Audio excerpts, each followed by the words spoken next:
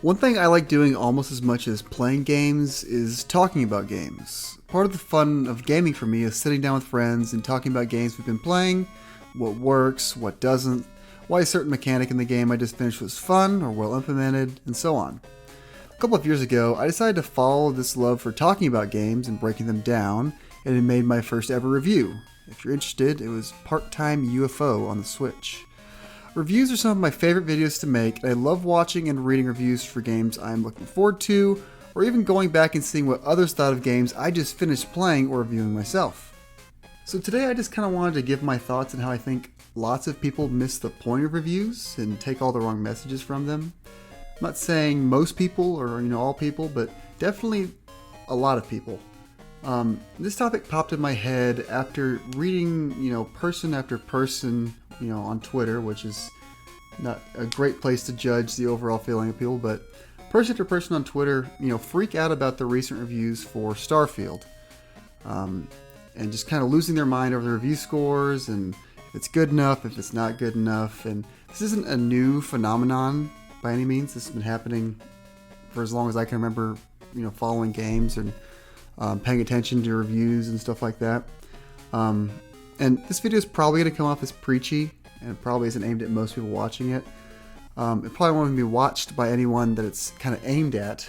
But I just want to kind of get my thoughts on this in a video, because this kind of stuff comes up a lot, and I think it's a little annoying and silly how people take this kind of information and what they choose to run with when they see review scores for games they're looking forward to, and how that affects them. The main point I really want to drive home in this video is review scores don't really matter nearly as much as people give them credit for. What matters is the words and the thoughts of the reviewer and what they're trying to convey to the person watching it or reading it.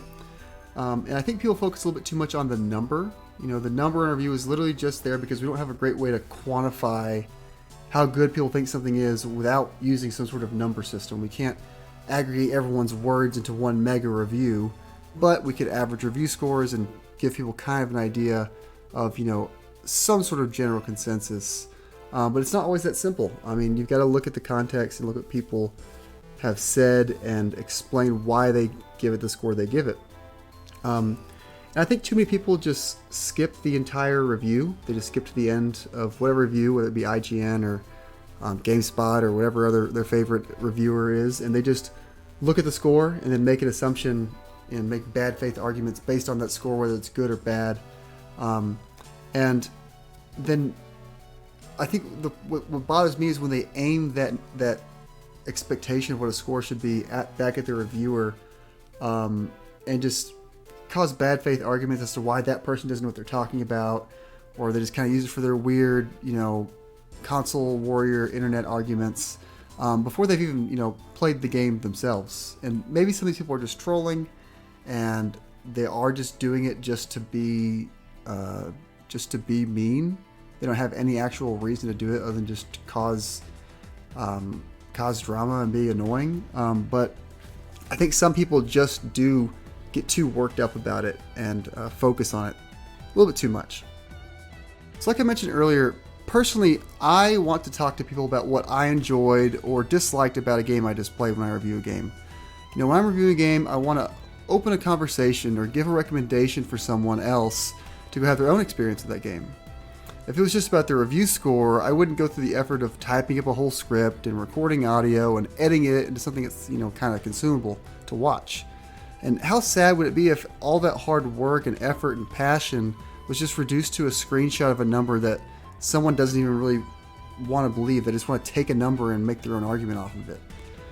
Luckily, I don't have a large enough, channel to have to deal with, unruly gamers, mad at the game that they're watching a review for didn't get a high enough score as they expected. But I have, nowhere near the attention to warrant that. But some bigger channels have to deal with that pretty much every time they post their thoughts on basically any game. And the one, that comes to mind most often is the biggest, review channel is, IGN. And, people are allowed to have their own thoughts on things, and people will. And, at the time of writing this whole video is inspired by the recent Starfield reviews. They've got 50-something reviews right here on the Xbox Series X, they've got 58 reviews. I think it has 50-something reviews on PC as well. And there's no way that all 50-something of those people are going to have the same interests and background and experience and thoughts on the game. For every 10 of 10, like this one here from the Washington Post, there's going to be your 7 out of 10s like the IGN one, or the 7.5 from PC Gamer. And that's completely fine. Just because one person didn't like a game doesn't mean another won't. Doesn't mean you can't. It's just one person's opinion, and that's fine. That's how it works. And if you really do care about a game and you want to know if it is for you, and you're looking towards reviews to get that information, you shouldn't just be looking at one review anyhow. Look at all these reviews I'm scrolling through here on Metacritic. Like, all these different thoughts and different experiences, different people with a wide range of scores. And you can if you get different perspectives on it, you can get a better idea of where this game might fall short, or where a game might work for you or won't work for you. It's some things that maybe would allow this person to have a more positive or negative experience. Maybe you might fall in that same bucket of people. So try to take in, what these people are saying and why they feel that way. Don't focus so much on the number score next to it. It's just a number. If Mr. IGN gives the games you're excited about a 7 out of 10, which is a perfectly acceptable score, don't get mad because you wanted it to be a 9 or a 10 out of 10. They aren't writing a review of your imagined thoughts on the game that you haven't played. They're writing a review on their real experience with the game that they did play. And, reviews don't have to influence your opinion on whether or not to buy a game or not, and if you're allowed to enjoy it or not. They're just a suggestion based on someone else's experiences, and they can be used as a reference if you choose to seek the information out. A Metacritic average can be a useful guide, looking at the aggregate score, but you can't just stop there at the number. You should probably look into reading a couple of reviews and underneath that average and get the full story and how the game landed where it did. And hey, if you don't trust critic reviews for some reason, you can always read some user reviews. That is assuming that the game in question didn't get review bombed for whatever reason.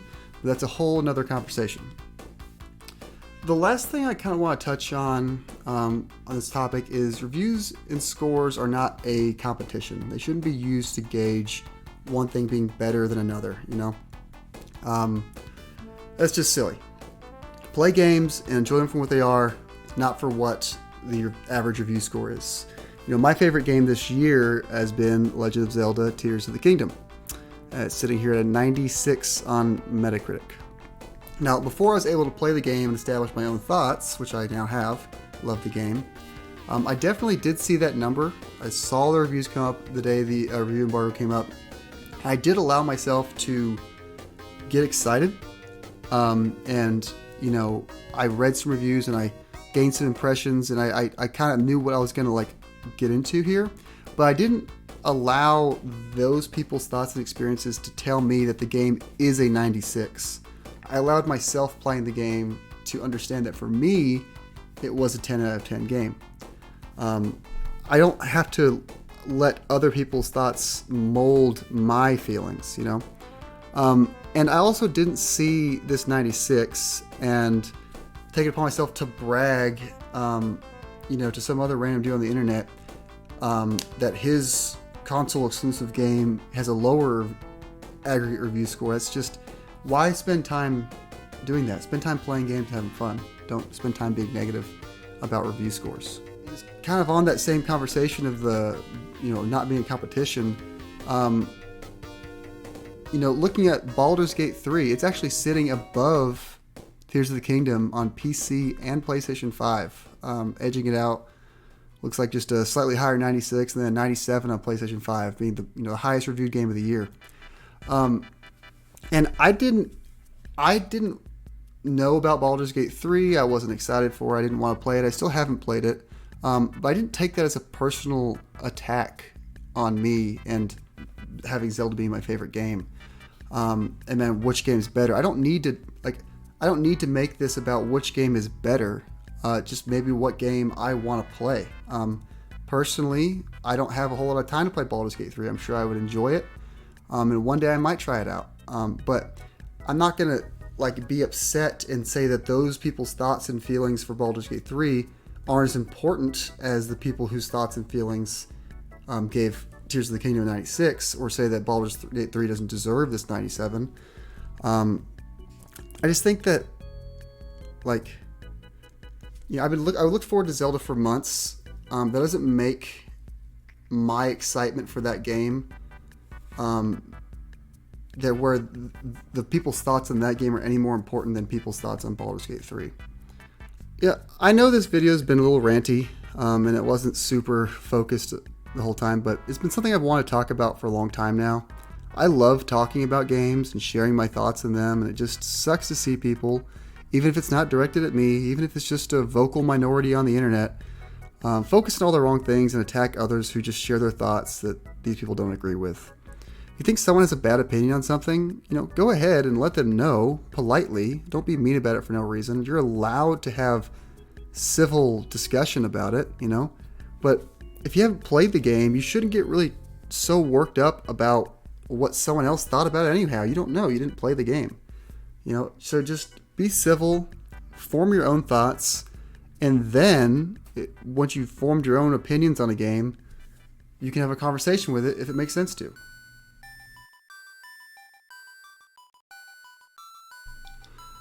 Thanks for watching. If you made it through this video this far, and if you wouldn't mind dropping a like in the video, that would help out a lot. If you would like to consider subscribing, I've been trying to post a video a week, as well as streaming, trying to stream at least once a week when I can, when I can find the time. Been having a lot of fun with that, talking with people who join the streams. It's really been awesome to see people join the streams and hang out with them, whether I know you or not personally. It really does mean a lot. Let me know in the comments what you think of video game reviews in general. Like, do you care about reviews? Do you seek out reviews? What matters to you in a review? What kind of stuff do you want to hear people say? You know, like I said, I like doing reviews of games. I think it's fun to talk about this kind of stuff, fun to critique things. But I would love to hear other people's thoughts on how they take in that information, and if they even are interested in that information. But anyhow, thanks again for watching, and see you next time.